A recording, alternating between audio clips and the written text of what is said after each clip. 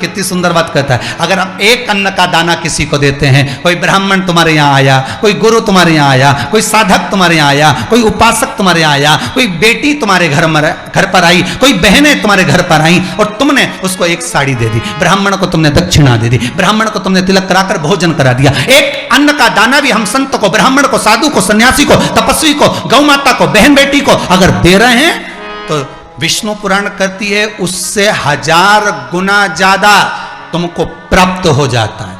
एक जिभ्या से दोगे, 2 जिभ्या से मिलता है, एक हाथ से दोगे, हाथ में बटोरा नहीं जाएगा, इतना परमात्मा दे देता है। जैसा दोगे वैसा बढ़कर तुम्हें ब्याज समेत मिलेगा।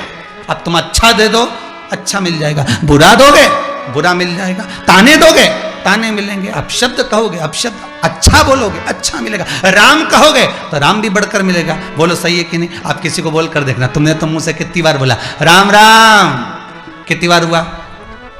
2 बार। सामने वाले ने फिर बोला राम राम साहब, राम राम, तुम तो बहुत दिन से ही नहीं मिले, कितनी बार हो गया? 4 बार। पलट कर प्रेम से दिया है ना। सुबह सुबह मॉर्निंग वॉक करने जाओ और जरा बोल के देखना राम साहब, तो सामने लगा राम राम साहब। क्यों साहब? आनी आजकल मॉर्निंग वॉक करने के लिए पानी बहुत गिर रहा है, तो कभी कभी तो आ जाया करो, तो कम से कम तुमसे राम राम तो हो जाती है। कितना हो गया रे? अब अभी बोला राम राम, मॉर्निंग वॉक में तुम आ जाओ तो तुमसे राम राम तो हो जाती है। कितना हो गया? 4। अरे तो और भी तो राम राम करते होंगे? नहीं, राम राम तो करे, पर तुमसे राम राम करने का आनंद दूसरा है सब। कितना हो गया? 6। अब बात चल रही दोनों की, पर कई लोग तो ऐसे हम उनसे राम राम करे तो राम राम नहीं करे, तो उसने कहा भले नहीं करे तुम तो राम राम करो साहब। कितना हो गया? 8। सुबह से जो बात करने टीका राम राम राम राम राम राम 11 बार। अरे प्रहलाद की कथा आती है कि हिरण्यकशिपु इतना पाप कर्म में लिप्त हो गए, इतने लिप्त हो गए कि प्रहलाद को चिंता लग गई, प्रहलाद की आंखों में जल भर गया। एक दिन देवर्षि नारद ने पूछ लिया, क्यों रे नारद? नारद जी ने पूछा क्यों प्रहलाद, ये बता तू रो क्यों रहा है रे? इतना विद्वान होकर तू रो रहा है? तेरी माता के गर्भ में मैंने तुझको ज्ञान दिया था, माता के गर्भ में मैंने तुझे विद्वान बना दिया था, फिर क्यों रो रहा है? किस लिए रो रहा है? प्रहलाद कहते हैं मेरे पिताजी कभी भगवान का नाम नहीं लेते, जब वो प्राण छोड़ कर जाएंगे कहीं नरक ना पड़ जाए, उसका मुझे दुख है। देवऋषि नारद ने कहा इतनी सी बात है, तो चिंता मत कर, तेरे पिता के मुख से 21 बार तो राम राम किलवा लूंगा, नारायण नारायण किलवा लूंगा, तो चिंता मत कर, अभी देख तू, कुछ नहीं तो 11 बार तो किलवा ही लूंगा, 21 नहीं तो 11। देवऋषि नारद ने प्रहलाद जी से कहा, प्रहलाद जी बोले मेरे पिता के मुख से 11 बार नारायण किलवाना दम रखाता है, वो 1 बार नारायण नहीं बोले। कभी कभी मुंह पे नारायण आ भी जाता है तो ना बोल के रह जाता, आगे बढ़ता ही नहीं। तो चिंता मत कर। देवऋषि नारद ने एक तोते को बुलाया, तोते को सिखा दिया नारायण नारायण नारायण नारायण, और उसको पेड़ पे बिठा, और जहां से हिरण्यकशिपु निकल रहा था तोते को वहां बिठा दिया, और तोता हिरण्यकशिपु जैसे नीचे उतरा और तोते ने बोल दिया नारायण नारायण। हिरण्यकशिपु ने जो तोते को देखा तो गुस्से में लाल हो गया, मंत्री को बुलाया, इधर आ, हमारे राज्य में मनुष्य नहीं बोल सकता तो ये तोता नारायण कैसे बोल दिया? गिनते जाओ जरा, ये तोता नारायण कैसे बोल दिया? मंत्री बोले हमको ही नहीं मालूम, इसको सिखाया किसने?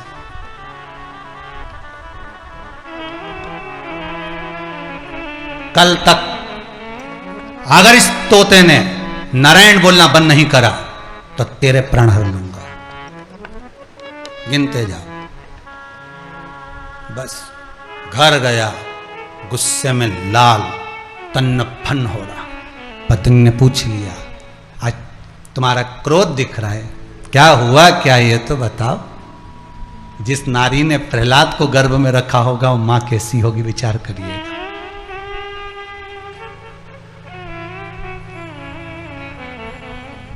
रामकृष्ण परमहंस स्वामी विवेकानंद, चैतन्य महाप्रभु, श्रीमद वल्लभाचार्य, श्री रामानुजाचार्य, तुकाराम जी, मीराबाई, कर्माबाई, नरसिंह मेहता, नामदेव, ध्रुव, प्रहलाद को जिन माओं ने जन्म दिया होगा वो माँ कैसी होगी, कभी विचार करिएगा। जिन्होंने ऐसे ऐसे विद्वानों को जन्म दिया है, वो माता कैसी होगी, उसका संस्कार कितना प्रबल होगा।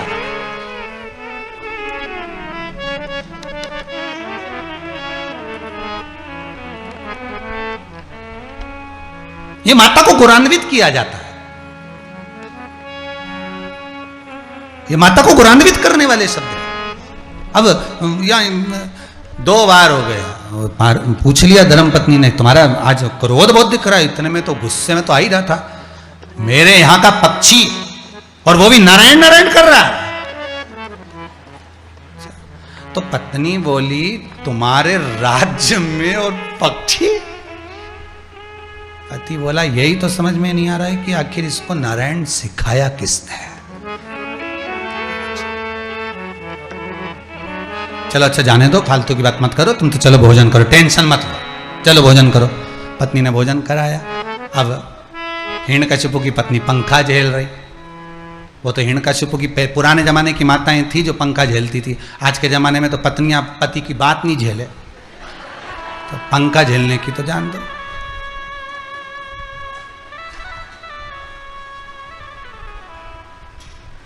एक बार पति बोल दे कि पानी लिया, और ये पानी लेके आई, और ये कंप्यूटर में लगा या लैपटॉप पे लगा या मोबाइल में लगा और काम में लगा, लो पति काम में लगा नहीं, लो नहीं सुना, फिर तो ये टेबल पे धरे ये रखा है, नौकर नहीं है, बोझ जाए। एक ये जो 10 मिनट पानी लेके नहीं खड़ी रही, और एक रामचरितमानस में लक्ष्मण जी की धर्म पत्नी माता उर्मिला 14 वर्ष तक हाथ में पानी का लोटा लेकर खड़ी रही। क्यों? लक्ष्मण जी ने कहा उर्मिला मुझे प्यास लग रही है, पानी ला दे। उर्मिला जल लेने के लिए जब गई, पानी लेकर आई, जैसे ही जल लाई, लो स्वामी। लक्ष्मण ने कहा उर्मिला तेरे हाथ का पानी तो मैं 14 साल के बाद पीऊंगा। चल दिया। उर्मिला 14 वर्ष तक हाथ में जल लेकर खड़ी रही। एक भारत की भूमि की वो नारी 14 वर्ष तक जल लेकर खड़ी थी अपने पति के लिए।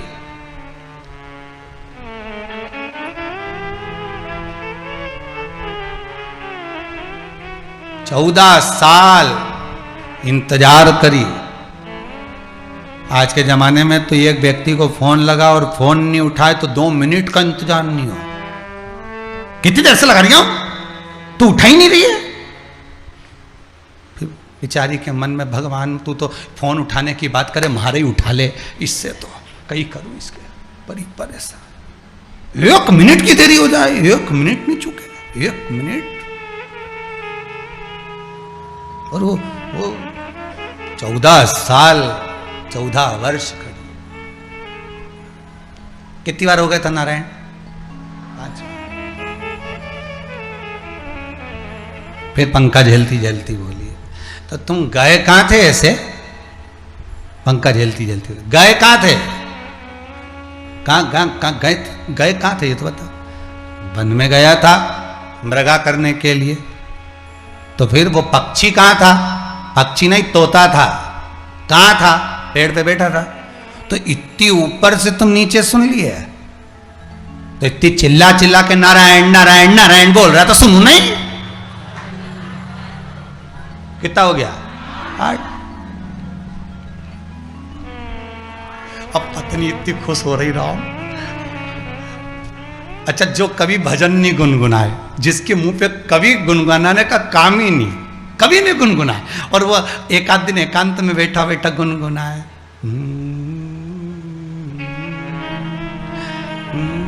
तो पत्नी भी सोचे आज बेरू के हुआ क्या, ये पलट कैसे गया, आज गुनगुना रहा है, आखिर बात क्या है, कैसे गुनगुना, क्या हुआ क्या यार? ये चमक ये दमक फुल्लवन में महक, सब कुछ सरकार तुम्ही से है। आज क्यों प्रसन्नता किस बात की? उसको लगेगा आज कितनी प्रसन्न हो रही होगी प्रहलाद की माता। कितनी बार निकल गया? 8 बार। अब शयन कक्ष में सोने गया, पत्नी चरण दबा रही थी। वो तो उस समय की थी जो चरण दबा रही थी, आज के जमाने के तो गला दबा दे चरण।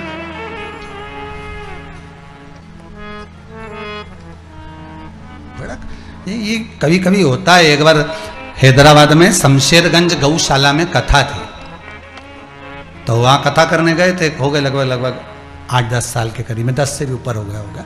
जब कथा करने गए तो इधर की बर्थ 2 और 2 बर्थ इधर की हमारी, और इधर सामने की जो 2 बर्थ थी वो एक पति पत्नी की थी। वो अब पत्नी सो रही खिड़की की ओर मुंडा करके, और पति उसके चरण दबा दिया। हमने मन में सोचा इसने पूरी विष्णु पुराण पलट दी। बताओ, अभी तक नारायण सोते थे लक्ष्मी चरण दबाती थी, और ये यहां तो ये सो रही ने चरण भेरू दबा। अब बेचारा ना हंस सकता ना रो सकता, तो केवल स्माइल भी ऐसा दे रहा। अब हम बर्थ पे बैठे थे, अब हमने उसको इशारे में कहा तूने नाक कटा दी, चरण दबा रहा है। वो इशारे में एक हाथ से बोला क्या करूं, अब क्या करें। इतने में बात ही चल रही तो पत्नी जम के दबा, अब बेचारा फिर दोनों हाथ से लगा। करो सेवा, मना नहीं, पर सेवा भी किस जगह, किस प्रभाव से, किस भाव से, कैसी होना चाहिए, वो सेवा का प्रकरण। सेवा का मना नहीं, सेवा करने में कोई को तकलीफ है, कष्ट है, बीमारी है, रोग है, सेवा कर सकते हो। पर कोई अच्छा ही है, जोरदार खा पी के आराम से सो रहा है और पांव दबा सोच, ये सेवा का प्रकल्प नहीं हो सकता।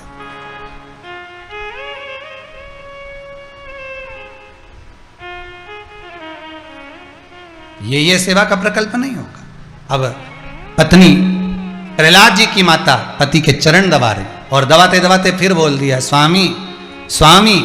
स्वामी बोले बोलो क्या बात है, पर मेरे को आज बड़ी बेचैनी हो रही है। अच्छा क्या हो गया। बस मेरे को आश्चर्य इस बात का हो रहा है कि ये तुमने वो तोता कैसे मिल गया और उसने आपको बोल भी दिया। देख तेरे हाथ जोड़ रहा हूं, अगर अब नारायण का नाम लिया तो तुझे छोड़ दूंगा। कितने हो गए? 9। पत्नी सो गई। रात्रि का दूसरा पहर, खूब जोरदार नींद लगी और तिमो उठ के चिल्ला दी बचाओ बचाओ बचाओ। जैसी चिल्लाई पति ने कहा नारायण नारायण तो नहीं आ गया। 2 बार निकल गए, हो गए 11। पत्नी चैन की नींद सोई, अब जो होगा देखा जाएगा। और दूसरे दिन तो खंबे के पास पहुंच गया। और क्योंकि इसमें भगवान तेरा, हाँ इसी में बस भगवान तो इंतजार कर रहा था कि मुंह से एक बार तो निकल जाए राम, एक बार तो निकल जाए नारायण, एक बार तो निकल जाए शिव। आज अगर लोग दुनिया के शंकर का शिवलिंग बनाकर पूजन कर रहे हैं, भगवान भी चाहता है कि तीसरी लहर को रोकना है, जनमानस का कल्याण करना है, तो श्रावण के महीने में शिवरात्रि का उत्सव कर कर शंकर का अनुमोदन ये शिव ने बना रखा, शंकर ने कह रखा। उसी तरह हमारी चित्तवृत्ति में भी वही बात समाहित होना चाहिए कि कैसे भी नारायण निकले तो इसका उद्धार तब होगा जब नारायण निकलेगा। खंबे में, तो खंबे में भगवान, हाँ है, गदा का प्रहार करा, खंबा टूट के नीचे गिर गया, नरसिंह भगवान प्रकट होगा। अभी इसको विश्वास ही नहीं था कि खंबे में भगवान होगा। जब विश्वास पैदा हुआ कि खंबे में भी भगवान हो सकता है क्या, तब गदा का प्रहार करा।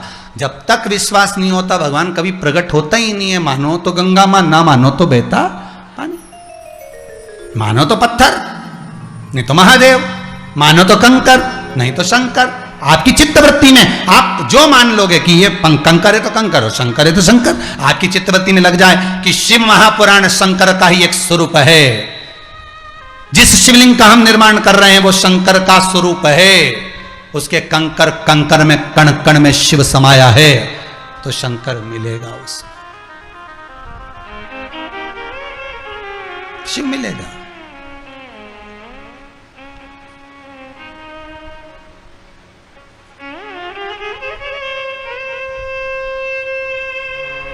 चित्तवृत्ति से निकला। परमात्मा को पाना सहज, बहुत सहज, पर विश्वास रखकर, भरोसा ही नहीं हो तो फिर कहां भगवान मिलेगा।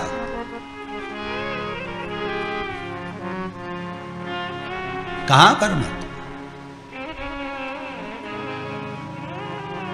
यहां शिव महापुराण की कथा में शंकर की पूजन का विधान है। शिव को ये चढ़ाना, शंकर का ऐसा अनुमोदन करना, ऐसा स्मरण करना। अब दुनिया की दृष्टि में लोगों को लगे कि ये कहीं टोना तो नहीं, ये टोटका तो नहीं। ना टोना ना टोटका, केवल शंकर का अनुमोदन, और जिसने करा उसको फल मिला। आज दुनिया के लोग कुबेरेश्वर धाम में अगर आकर कई लोग बोलते हैं कि ऐसा हुआ, वैसा फल मिला, ऐसा मिला, हमने पशुपति व्रत करा, हमने ये करा, हमने वो करा। ये करा क्या आपने? केवल पूजन, केवल अर्चना। आपने किसी का बुरा करा? व्रत कर कर आपने पूजन कर कर किसी का बुरा करा? नहीं। अगर आपके करने से किसी का बुरा हो रहा है तो वो टोना हो सकता है, वो टोटका हो सकता है। पर जिसमें आप अपने लिए कर रहे हो कि मैं शंकर को जल चढ़ाऊंगी, मैं शहद चढ़ाऊंगी, मैं शमी पत्र चढ़ाऊंगी, मैं ये चढ़ाऊंगी, और शंकर अगर प्रसन्न हो रहे हैं तो ये आपके लिए फल का आनंद सुख है। इसको दूसरे के लिए जो बुरा करा जाए वो टोना, वो टोना। स्वयं के लिए कर,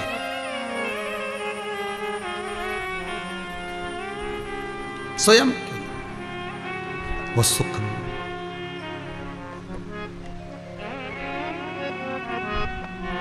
शिव पुराण कह रहे, शंकर का चरित्र कह रहा है, शिव का अनुमोदन कर रहा है। कद्रू की चित्तवृत्ति में थोड़ी सी अंदर जिह्वा पर वीनता के लिए अपशब्द हो गया, वो शब्द गया अपने पुत्र की। अब मन में आया कि गुरुदेव ये बताओ कि सबकी एक एक जीवान होती है, सांप की 2 जीवान कैसे? ये भी प्रसंग है महाराज जी। जिस समय पर वीनता देवी दासी बन गई कद्रू की, कद्रू कहती जाओ हमारी पादुका उठा कर लाओ, वो पादुका उठा कर लाती, जाओ हमारे वस्त्र लेकर जाओ, धो कर लाइए, वो वस्त्र धोने चली जाती। फिर कहती जाओ ऐसा कर कर आओ, वो ऐसा करने। 24 घंटे कद्रू वीनता से काम पर काम कराती। एक दिन श्री गरुण जी महाराज अपनी माता को लेने के लिए आए। माँ घर चलो, तुम्हारी याद आ रही है माँ, बहुत दिन हो जाते।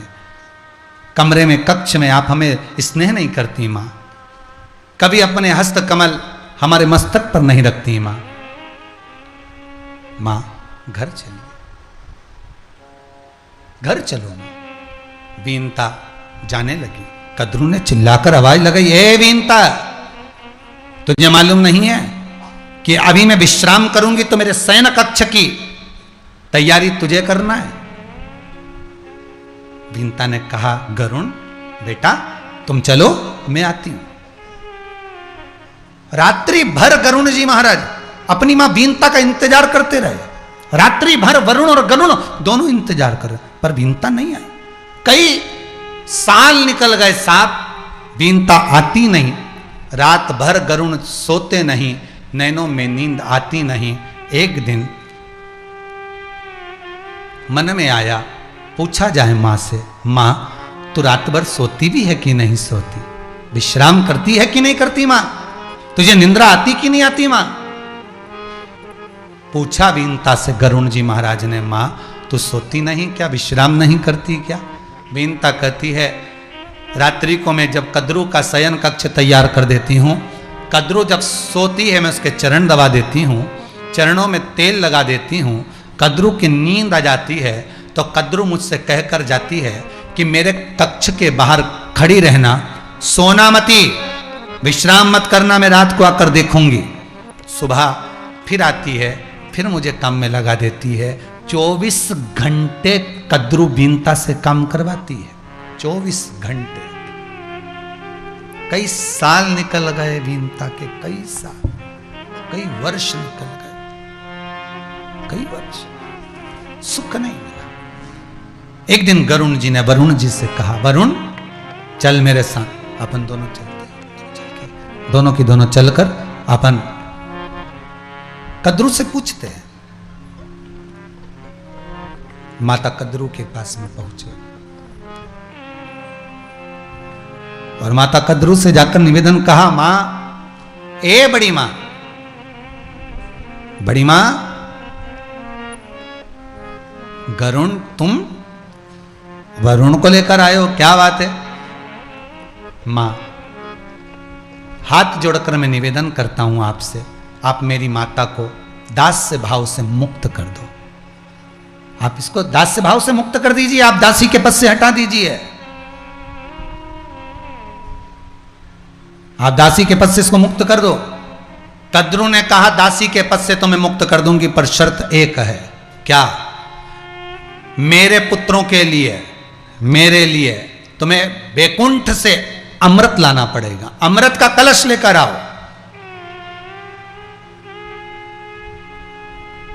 जब तुम बैकुंठ से अमृत का कलश लेकर आओगे और वो अमृत का पान हम कर लेंगे, तब तुम्हारी माता को दास्य भाव से मुक्त कर देंगे। जाओ लेकर आओ। गरुण वरुण दोनों गए सीधे भगवान विष्णु के पास में। भगवान शेषनाग की सैया पर शयन करने वाले मेरे भगवान लक्ष्मी मैया चरण दबा रही हैं, चरणों को दबा रही। और आज गरुण जी महाराज प्रभु चरणारविंद में इतने रो दिए। आपको पहले कथा में कहा, अगर रोना है तो भगवान के सामने रोना, कुछ कहना है तो परमात्मा से कहना। जगत के सामने जाकर कहोगे, जगत आपका भाव नहीं जान सकता।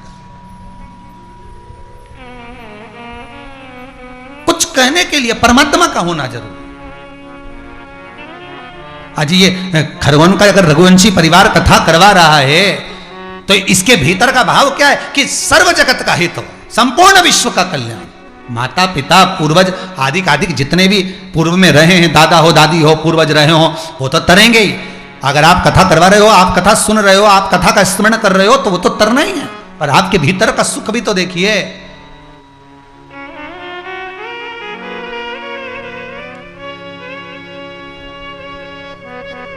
गरुण जी खूब रोए साहब। भगवान विष्णु तो विश्राम कर रहे थे, लक्ष्मी माता के नैनों से जल की धार निकल गई, भगवान के चरणों पर पड़ गई। जैसे ही भगवान के चरणों पर लक्ष्मी की अश्रु की धार पड़ी, लक्ष्मी जी ने पूछ लिया, नारायण ने उठते से पूछा, लक्ष्मी ये क्या है? आज क्या क्षीर सागर का जल लहरें उछल कर क्या मेरे चरणों में आ गई है? लक्ष्मी जी कहती हैं नहीं। तो फिर ये क्या मेरे पांव पर पड़ा है? लक्ष्मी जी कहती हैं ये गरुण के नेत्रों का जल है। तो गरुण तो दरवाजे पर खड़ा है, द्वार पर, ड्राइवर तो बाहर, गाड़ी तो बाहर, तो फिर तो क्यों रो रही है? लक्ष्मी जी बोल रही मैं नहीं रो रही, ये गरुण के नेत्रों का जल है जो मेरे नेत्रों से झलक रहा है। किसी को दुखी देखकर जब आपकी आंखों में जल भर जाए, समझ लेना ये जल आपकी आंख का नहीं, आपके नेत्रों का नहीं। सामने वाला व्यक्ति जो तुम्हारे पास में रोया है, सामने वाला व्यक्ति जिसके नैनों में जल भरा था, ये जल उसका है। ये जल आपका नहीं है, ये जल उसका है।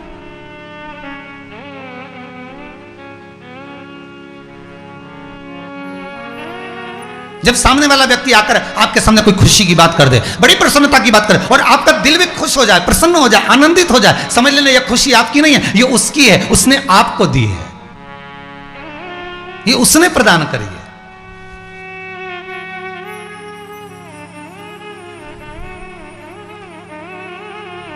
अब लक्ष्मी दूर हो रही है, नहीं नहीं नहीं, ये गरुण के नेत्रों का जल है।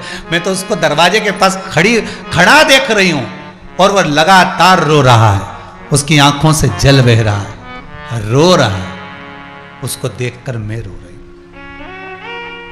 ओ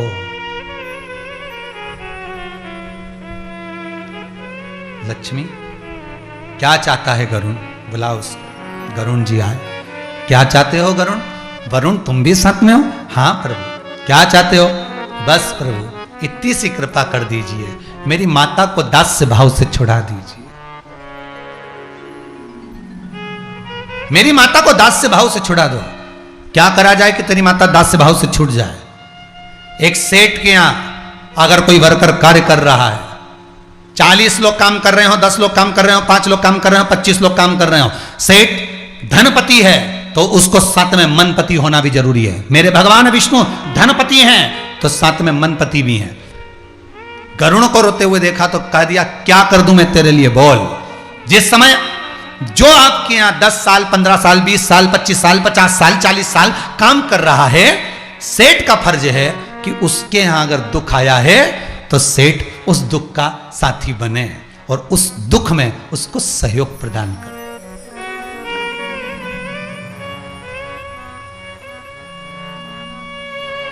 उस दुख में वो शामिल हो।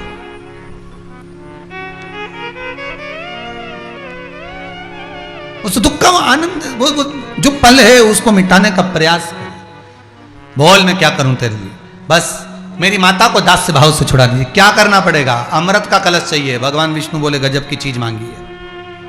जिस अमृत के कलश के लिए देवता झगड़े, राक्षस झगड़े, असुर झगड़े, गंधर्व नाग सब जिस अमृत कलश के लिए झगड़ा करते रहे, वो अमृत का कलश तुझे चाहिए? हाँ प्रभु, बस कृपा कर दो, वो अमृत का कलश मुझे दे दो।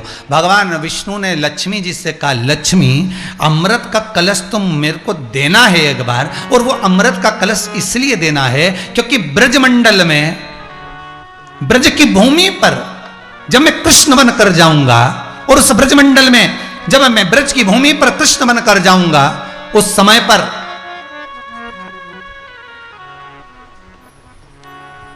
जब मैं कालिया नाग का मर्दन करूंगा, उसका विष यमुना जी के जल में चारों तरफ रहेगा। जिसका जल पीकर गाय मर जाए, कालिया नाग का विष कितना प्रबल था, सहस्त्र हजारों फण जिसके हैं, जिसका जल पीकर गाय मर जाए, जिसका जल पीकर मनुष्य मर जाए, तो क्या मेरे प्राण नहीं छूटेंगे? मैं भी तो मनुष्य बनकर जा रहा हूं। पर ये अमृत में आज अगर गरुण को दूंगा, और गरुण ये अमृत लेकर जब जाएगा किसी स्थान पर गरुण जी महाराज जब इस अमृत के कलश को रखेंगे, अमृत के कलश को जब गरुण जी महाराज रखेंगे और अमृत का कलश जमा रखा रहेगा, उसकी एकाध बूंद नीचे गिरेगी तो उसका सुख मुझे भी तो मिलेगा। तो भगवान ने गरुण जी से कहा, गरुण जी तुम लेकर जाओ, अमृत का कलश मना नहीं है, पर कहाँ लेकर जाओगे? और ले जाते तुम इस अमृत के कलश को थक गए तो गरुण जी ने कहा, प्रभु आप बताओ क्या करना है? भगवान ने कह दिया, ले आते काम करना, ब्रजमंडल में यमुना जी के घाट पर इस अमृत के कलश को पहला विश्राम देना, ठीक है। दूसरा विश्राम, अमृत के कलश को कद्रू के हाथ में मत देना, अमृत के कलश को भूमि पर रखना, ठीक है।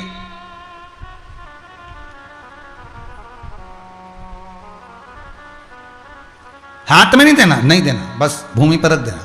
बाकी के तूने तो एक बार कह दिया ना कि कद्रू से, और कद्रू से कह देना, बड़ी मां ये अमृत का कलश ला दिया, अब ये तुम्हारा हो गया, तुम इसका प्रयोग करो, तुम्हारी मर्जी, ठीक है, ले आओ। अब माता को एक बार दे देना ये, और तेरी माता को दास्य भाव से छुड़ा लेना, बाकी की लीला मैं कर दूंगा। गरुण जी को नहीं मालूम था कि कैसी लीला करेंगे नारायण। अब भगवान ने दोनों लीला बड़ी विचित्र करी है। गरुण जी महाराज अमृत के कलश को जब लेकर गए, ले जाकर यमुना के घाट पर रख दिया, फिर अमृत का कलश ले गए, उस अमृत के कलश को ले जाकर कद्रू से कहा, बड़ी मां ये अमृत लाकर दे दिया है, ये रखा। माता ने उसका स्पर्श भी कर लिया, देख भी लिया, कलश को रख भी दिया। माता ने क्या चतुरता करी कि इस कलश को कोई दूसरा ना ले जाए, तो कुसा से, कुसा का जो आसन होता है, उस कुसा से, उस डाब से, कुसा से उसको ढक दिया, और कुसा से ढका। इतने में इंद्र दौड़ता हुए आए ऐरावत पर, और उन्होंने देखा अमृत का कलश रखा है, और बीनता देवी दास्य भाव से छूट चुकी है। बीनता लेकर गरुण जी चल दिए हैं। उसी समय पर इंद्र ने आकर उस अमृत के कलश को उठाकर ले जाने लगे। इतने में जैसे अमृत का कलश जाने लगा, जाते ही उसी समय पर कद्रू को क्रोध आया, और कद्रू छीनने लगी। छीनते हुए अमृत भूमि पर गिरा, एक बूंद झलक गई। देखा इंद्र ने कि बूंद झलकी है, तुरंत इंद्र ने ऐरावत से कहा, जल वृष्टि कर दे। और जो जल वृष्टि करी, जल वृष्टि करते ही जितना कुसा पर, जितना डाब पर वो अमृत का भाग गिरा था, सब भूमि ने ग्रहण कर लिया। भूमि ने अमृत इंद्र ले गए, देवलोक में वापस रख दिया। कद्रू आई, कद्रू ने अपने पुत्रों को आते हुए देखा, 1000 सांप सब आ गए। पुत्रों ने कहा, मां अमृत कहां है? माता ने कहा यहीं रखा, तब इंद्र चुरा कर ले गया, पर थोड़ा सा गिर गया है, तुम लोग चाट लो। और सांप ने अपनी एक जिह्वा से जैसे ही कुस्सा को चाटना चालू करा, उस कुस्सा के तेज बार से सांपों की जीवान बीच में से कटती चली गई।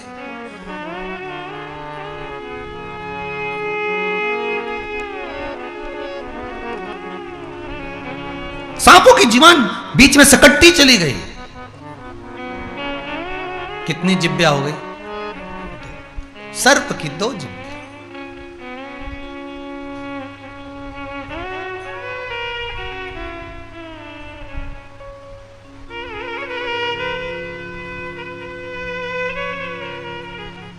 उज्जैन के महाकाल बाबा के मंदिर के ऊपर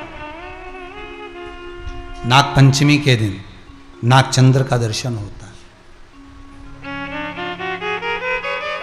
साल में केवल एक बार, वर्ष में केवल एक बार मेरा बाबा उन नागों की मस्ती में, उन नागों के साथ में अटखेलियां करता है, अटखेलियां करता है। 2 जिब्या हो गई। इसमें दोष किसका है? माता का। जो शब्दों का संबोधन कहा गया है, जो शब्द बोले गए हैं, कहे गए हैं, वो वापिस एक जिह्वा से नहीं 2 जिह्वा से आ रहे हैं। आप किसी को कुछ देते हो, वो अधिक बढ़कर ही मिलता है। आपने अगर किसी को कुछ दिया है तो बढ़कर मिलेगा।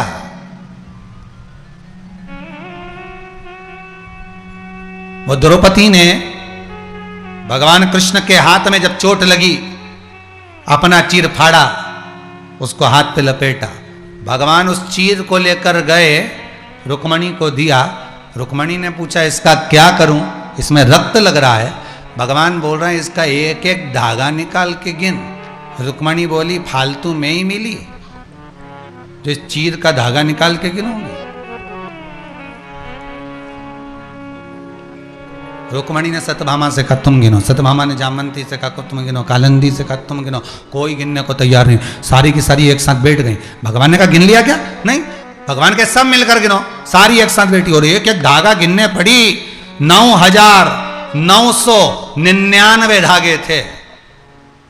भगवान से रुक्मणी जी ने कहा क्या करोगे इसको गिनवा के, फालतू का माथा पच्ची करो, तो बताओ इतना धागा गिनवा दिया तुमने, अब करोगे क्या? भगवान बोले उस द्रौपदी ने दिया है, दुनिया के लोगों को लगा चीर दिया है, और 9,999 जब दुशासन ने चीर खींचा, भगवान ने तुरंत रुक्मणी से कहा कितनी साड़ी धरी तेरे पास, जल्दी निकाल के ला, अलमारियां खाली करो, जल्दी लाओ। तो इतना बड़ा पोटला बांध के कहां ले जाओगा? भगवान रुक्मणी जी पूछी सत्यभामा जामवंती काले इतनी साड़ियां लेकर कहां जाओगे? भगवान बोले याद कर क्या, और द्रौपदी ने मेरे हाथ में चीर बांधा था, उसमें कितने धागे थे कि 9,999। आज द्रौपदी को लौटाने का समय आ गया। तो रुक्मणी जी बोली उन्हें तो इतना सा बांधा था, तो बांधा भले इतना सा, तो धागा तो ज्यादा था। धागा ज्यादा है कि नहीं? धागा ज्यादा था।